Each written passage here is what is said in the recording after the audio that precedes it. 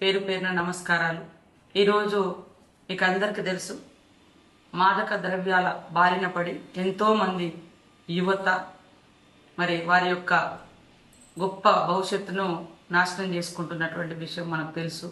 ఈ మాదక ద్రవ్యాల బారిన పడితే విచక్షణ కోల్పోయి కుటుంబ సభ్యుల పట్ల కూడా అసభ్యంగా ప్రవర్తించడం, అదేవిధంగా ఆ వ్యసనం నుంచి బయటపడలేక జీవితాన్ని సర్వనాశనం చేసుకొని బయట సమాజంలో తలెత్తుకొని తిరగలేక ఎంతోమంది యువకులు స్వయంగా ఆత్మహత్యలు కూడా చేసుకోవడం, డ్రగ్స్ బారిలో మరి రకరకాల దాడులకు పాల్పడడం మనం చూస్తూ ఉన్నాం.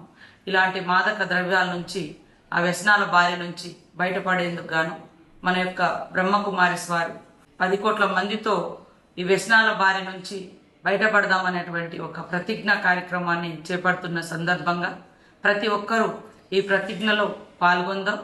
ఎవరు కూడా ఆ వ్యసనాల బారిన పడకుండా మనల్ని మనం కాపాడుకుంటూ వ్యసనాల బారిలో వారి జీవితాలని మరి ఇబ్బంది పాలు గురి చేసుకున్నటువంటి వాళ్ళను కూడా ఆ వ్యసనం నుంచి విముక్తి చేసే దిశగా బ్రహ్మకుమారిస్ నిర్వహిస్తున్నటువంటి నషాముక్త భారత్ కార్యక్రమంలో పాల్గొని మన రాష్ట్రాన్ని, మన దేశాన్ని ఒక మంచి బ్రైట్ ఫ్యూచర్ కంట్రీగా, నేషన్గా తయారు చేసుకుందామని తెలియజేస్తూ, వ్యసనాలను వదిలేద్దాం, జీవితాన్ని ఆస్వాదిద్దాం.